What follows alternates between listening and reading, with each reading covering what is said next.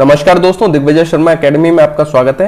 आज हम AEES PRT के प्रीवियस ईयर क्वेश्चंस करने वाले हैं मैथ्स और रीजनिंग के। ये वो क्वेश्चंस होंगे जिनमें बहुत ज़्यादा एक्सप्लेन करने की जरूरत नहीं है। जिन क्वेश्चन में ज़्यादा लिखकर एक्सप्लेन करने की जरूरत होगी उनको मैं अलग PPT बनाकर उसमें सॉल्व करा दूंगा। अभी इन क्वेश्चन को देखते हैं। 56% of y is 182, what is y?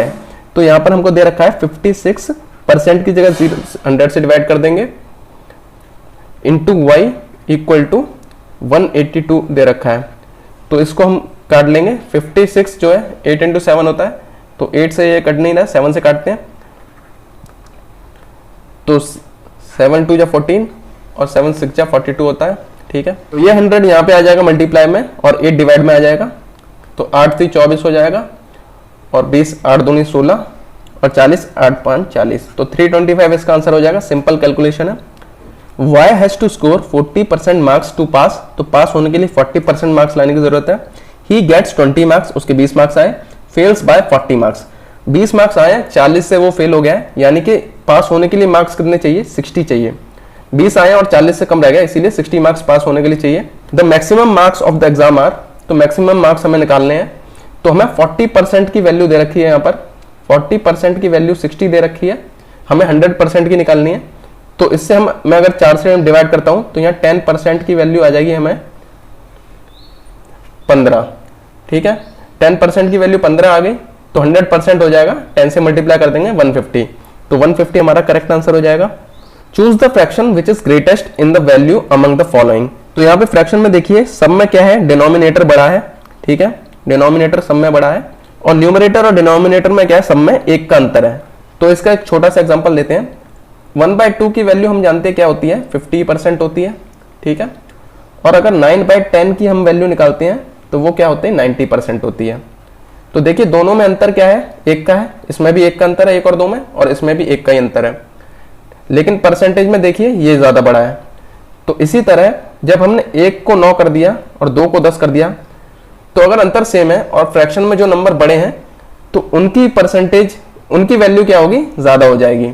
इसी तरह यहाँ पर 17 18 है, 10 11 है, 1 2 और 3 4। तो जो सबसे बड़े नंबर्स हैं, जब डिफरेंस सेम है और नंबर सबसे बड़े जो होंगे वही क्या होगी, ग्रेटेस्ट वैल्यू हो जाएगी उन्हीं की। तो ये हमारा करेक्ट आंसर हो जाएगा, क्योंकि डिफरेंस सब में सेम है। न्यूमरेटर और डिनोमिनेटर का डिफरेंस सब में सेम है, लेकिन सबसे बड़े नंबर्स कौन से हैं, 17 18 हैं, इसीलिए यही हमारा करेक्ट आंसर हो जाएगा। अगर हम इसको LCM लेके सॉल्व करेंगे तो बहुत ज्यादा टाइम लगेगा, इसीलिए हमें ऐसे ही सॉल्व करना है ऐसे। If x equal to a, y equal to b is the solution of the pair of equation x minus y equal to 2, x plus y equal to 4, then what will be the value of a and b? तो यहाँ question में घुमा के बता रखा है, हमें exactly क्या करना है, x और y की ही वैल्यू निकालनी है। यहाँ दे रखा है a और b की वैल्यू निकालनी है, जब a और b क्या है, x और y के सॉल्यूशन है। तो यहाँ पर अगर मैं क्वेश्चन देखता हूँ तो इसके दो तरीके हैं, एक तो हम इक्वेशन सॉल्व कर सकते हैं, दूसरा हम ऑप्शन मेथड यूज कर सकते हैं। तो यहाँ पर दे रखा है x और y का सम क्या दे रखा है, 4। तो यहाँ पर हम जानते हैं x और y क्या है, a और b के ही बराबर है, तो जो a और b का आंसर होगा वही x और y का आंसर होगा। तो दोनों का सम यहाँ 4 दे रखा है, तो पहले ऑप्शन में दोनों का सम क्या है, 3 दे रखा है, तो ये हमारा आंसर नहीं हो सकता। इसमें 4 दे रखा है तो ये हो सकता है, इसमें 10 आ रहा है तो ये भी नहीं हो सकता, इसमें 3 आ रहा है तो ये भी नहीं हो सकता। तो खाली एलिमिनेशन से ही हमने आंसर निकाल दिया है। ठीक है, ये आंसर हमारा करेक्ट आंसर हो जाएगा 3,1। तो यानी कि a की वैल्यू 3 हो जाएगी, b की वैल्यू 1 हो जाएगी। आप इसको सॉल्व भी कर सकते हैं ऐसे, x माइनस वाई की वैल्यू 2 हो जाएगी, x प्लस वाई की वैल्यू 4 हो जाएगी। दोनों को सॉल्व करेंगे तो यहाँ 2x आ जाएगा 6 और x की वैल्यू आ जाएगी 3। ठीक है, तो ऐसे करके भी निकाल सकते हैं और ऐसे ऑप्शन मेथड भी यूज कर सकते हैं। तो जो आपको मेथड सही लगे उसको यूज कर सकते हैं आप। ठीक है, Amit covers a distance at a speed of 24 kilometre per hour in 6 minute. If he wants to cover the same distance in 8 minute, what should be his speed? Distance दोनों में सेम दे रखी है, तो डिस्टेंस का फॉर्मूला होता है speed into time. तो पहले केस में हमें दे रखी है स्पीड 24 और टाइम दे रखा है 6 मिनट। तो यहाँ किलोमीटर पर आवर में दे रखा है आंसर, तो मिनट को हम आर में कर लेंगे 60 से डिवाइड करके। ठीक है, अब डिस्टेंस क्योंकि सेम है तो दूसरे केस में भी डिस्टेंस सेम होने वाली है, तो इसको इक्वेट कर देंगे हम। तो दूसरी बार की स्पीड हम मान लेंगे x है जो हमें निकालनी है, और टाइम दे रखा है 8 मिनट, तो 8 को 60 से डिवाइड कर देंगे आर में कन्वर्ट करने के लिए। तो इस 60 से ये 60 कट जाएगा और इस 8 से कट जाएगा ये 24 3 टाइम्स। तो x की वैल्यू आ जाएगी 6 3 जा 18, तो 18 किलोमीटर पर आवर हमारा करेक्ट आंसर हो जाएगा। Which of the following statement is true? 1 is not a prime number, तो यही हमारा करेक्ट आंसर हो जाएगा, 1 हमारा प्राइम नंबर नहीं होता है। The place value of 0 in 1341.01 is, तो 0 की हमें प्लेस वैल्यू बतानी है, तो ये 100 नहीं होगी, टेंस नहीं होगी, यूनिट नहीं होगी, ये होगी टेंथ होगी, टेंस नहीं होगी। ये वाली जो वैल्यू है ये टेंस है, ये वाली वैल्यू क्या है, ये टेंथ है, तो TH ये लग रहा है, तो डी ऑप्शन हमारा करेक्ट आंसर हो जाएगा। Which of the following is not a parallelogram, तो स्क्वायर पैरेललोग्राम होता है, रेक्टेंगल भी पैरेललोग्राम होता है, रोम्बस भी एक तरह का पैरेललोग्राम ही है। ट्रेपीजियम हमारा पैरेललोग्राम नहीं होता है, तो ये हमारा करेक्ट आंसर हो जाएगा। पैरेललोग्राम में क्या है, दोनों पेयर ऑफ साइड आपकी पैरेलल होनी चाहिए एक दूसरे के, लेकिन ट्रेपीजियम में क्या है, एक साइड पैरेलल होती है खाली, ठीक है। ट्रेपीजियम में एक साइड पैरेलल होती है ये वाली, तो ये वाली पैरेलल नहीं होती है, इसीलिए ट्रेपीजियम हमारा पैरेललोग्राम नहीं होता है। Which of the following is smallest, तो यहाँ ऑप्शन में हमको क्या है, न्यूमरेटर सबका सेम दे रखा है, डिनोमिनेटर सबका अलग दे रखा है, 9, 10, 11, 12 दे रखा है, न्यूमरेटर सबका 7 दे रखा है। तो आप इसको ऐसे समझ सकते हैं कि मान लीजिए आपके 9 नंबर आए 10 में से, ठीक है, और आपके 9 नंबर आए 100 में से, तो इसमें से बड़ा कौन सा होगा, कि ज्यादा नंबर कब आएंगे, तो आपके ज्यादा नंबर फर्स्ट केस में आएंगे जब आपके 9 नंबर 10 में से आए हैं। तो इससे ये समझ आता है हमें कि जब ऊपर की वैल्यू सेम है दोनों में और नीचे की जो वैल्यू है वो जब ज्यादा होगी तब ओवरऑल वैल्यू उसकी क्या हो जाएगी, कम हो जाएगी, और जब नीचे की वैल्यू कम है तो ओवरऑल वैल्यू जो है वो फ्रैक्शन की ज्यादा हो जाएगी। अब यहाँ पर हमसे क्या पूछा है, यहाँ सबसे स्मॉलेस्ट पूछा है, तो यहाँ पर जो डिनोमिनेटर सबसे ज्यादा है वो हमारा करेक्ट आंसर हो जाएगा। तो यहाँ पे 12 जो है ये सबसे ज्यादा वैल्यू है 9, 10, 11 में, तो इसीलिए यही हमारा करेक्ट आंसर हो जाएगा। 7/12 जो है फ्रैक्शन सबसे स्मॉलेस्ट होगी। 250 is divided into 2 parts in the proportion 2:3, तो 250 को 2:3 में हमने डिवाइड कर रखा है, तो 2 और 3 दो पार्ट बना दिए, एक पार्ट की वैल्यू 2 है, दूसरे की 3 है, तो टोटल पार्ट की वैल्यू हो जाएगी 5, तो 5 की वैल्यू हो जाएगी 250, तो एक की वैल्यू आ जाएगी यहां से 50, तो एक की वैल्यू 50 आ रही है, हमसे पूछा है सेकंड पार्ट यानी कि 3 की वैल्यू, तो 3 की वैल्यू 50 से मल्टीप्लाई करके आएगी जो कि हो जाएगा 150, तो करेक्ट आंसर सी हो जाएगा। दोबारा बता देता हूं यहाँ पे क्या किया, जिस प्रोपोर्शन में हमें डिवाइड कर रखा हो, अगर यहाँ 2, 3 की जगह 7, 8 होता तो दोनों को ऐड कर देते और उसको हम इक्वल रख देते, वैल्यू हमको दे रखी है, यहाँ पर दोनों को ऐड करके 5 आ रहा है, तो उसको मैंने 250 के इक्वल रख दिया और उसके बाद 1 की वैल्यू निकाल ली, उसके बाद जो पूछा है उसको उससे मल्टीप्लाई कर दिया। तो अगला क्वेश्चन है, the sum of numerator and denominator of a fraction is 14 if 1 is added to the numerator and 3 is subtracted from the denominator it becomes 1, the fraction is.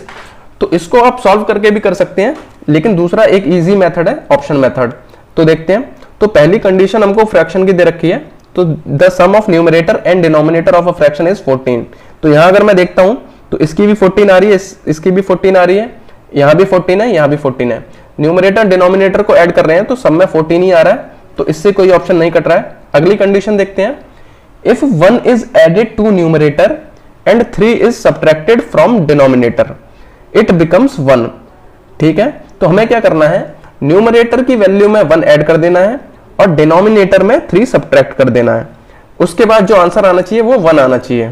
तो देखते हैं, न्यूमरेटर में 1 ऐड करता हूं तो 3 का हो जाता है 4, और 11 में से 3 माइनस करता हूं तो आता है 8, तो ये 1 नहीं आ रहा है। यहां पर 1 ऐड होता है तो 9 की जगह हो गया 10, और 3 माइनस करने पे आता है 2, तो यहां पे आंसर 5 आ रहा है ना कि 1, तो ये भी हमारा गलत आंसर हो जाएगा। 1 में अगर मैं 1 ऐड करता हूं तो आता है 2, और 13 में से 3 माइनस होता है तो आता है 10, तो यहां पर भी 1 नहीं आ रहा है, यहां पर 1/5 आ रहा है, तो ये भी हमारा गलत आंसर हो जाएगा। अब इस ऑप्शन में अगर मैं 1 ऐड करता हूं तो आता है 6, और 3 माइनस करता हूं तो भी आता है 6, तो इसको मैं सॉल्व करता हूं तो आंसर हमारा 1 आ रहा है, इसीलिए यही हमारा करेक्ट आंसर हो जाएगा। तो इस तरीके से हम बिना सॉल्व करे एक्स वाई का यूज करें आंसर निकाल सकते हैं ऑप्शन मेथड से। Which is not a prime number, तो अगर मैं सम ऑफ डिजिट्स वाले मेथड को यूज करता हूं तो यहाँ पे सम ऑफ डिजिट 2 आ रहा है, यहाँ आ रहा है 4, यहाँ आ रहा है 11 और यहाँ पर 6 आ रहा है। अब ये हम जानते हैं सम ऑफ डिजिट अगर 3 से डिविजिबल है तो पूरा नंबर भी 3 से डिविजिबल होता है, इसका मतलब क्या हुआ, 141 जो है वो 3 से डिविजिबल हो जाएगा क्योंकि 6 3 से डिविजिबल होता है। इससे पता चलता है 141 का 1 और 141 के अलावा भी एक फैक्टर है जो कि है 3, इसीलिए 141 एक प्राइम नंबर नहीं है, इसीलिए यही हमारा करेक्ट आंसर हो जाएगा। Deepika obtained 285 marks out of 500, percentage of marks scored by Deepika is, तो 285 मार्क्स आए हैं 500 में से। परसेंटेज निकालना है तो 100 से मल्टीप्लाई कर देंगे, 2 जीरो से 2 जीरो कट जाएंगे, 5 को इससे काटेंगे, 25 और 7 बार जाएगा 35, तो 57% आंसर आ जाएगा। सिंपल क्वेश्चन था। What will be the solution of this equation ax plus b y equal to a minus b and bx minus a y equal to a plus b. तो यहां पर अगर हम पहले पार्ट को देखते हैं, ax प्लस बी वाई की वैल्यू a माइनस बी कब होगी? जब x की वैल्यू क्या हो जाएगी, अगर मैं यहाँ 1 रखता हूं तब ax क्या होगा, a के बराबर हो जाएगा। और by की वैल्यू माइनस बी कब होगी? जब y की जगह क्या रखेंगे हम, -1। तो x की जगह अगर 1 रख देता हूं और b की जगह y की जगह -1, तब हमारा a माइनस बी आएगा। तो इसी तरह दूसरे पार्ट को देखते हैं। तो bx की वैल्यू b कब होगी? जब x की वैल्यू 1 होगी। और माइनस ay की वैल्यू a कब होगी? जब y की वैल्यू अगर -1 रख देता हूं तो माइनस माइनस प्लस हो जाएगा और यहाँ पे क्या है, a आ जाएगा। तो इस तरह हम कह सकते हैं कि x की वैल्यू क्या होनी चाहिए, 1 और y की वैल्यू -1। तो ये हमारा कौन सा ऑप्शन है, डी ऑप्शन है। ऑप्शन डी में x की वैल्यू 1 दे रखी है और y की वैल्यू -1 दे रखी है, तो यही हमारा करेक्ट आंसर हो जाएगा। तो हमारे ये वाले क्वेश्चन यहीं खत्म होते हैं। जो बीच में क्वेश्चन छूट गए हैं उनके ऊपर मैं वीडियो बनाऊंगा, उसका वीडियो आपको कल मिल जाएगा जहां तक है, ठीक है। अगर आप AEES PRT की सीरियसली तैयारी कर रहे हैं तो मेरे चैनल पर जाकर आप सब्जेक्ट वाइज प्लेलिस्ट को देख सकते हैं, जिससे आपको पढ़ने में काफी आसानी होने वाली है। अगर आप ऐसे ही और वीडियोस देखना चाहते हैं तो दिग्विजय शर्मा एकेडमी को सब्सक्राइब कीजिए। मिलते हैं अगले वीडियो में।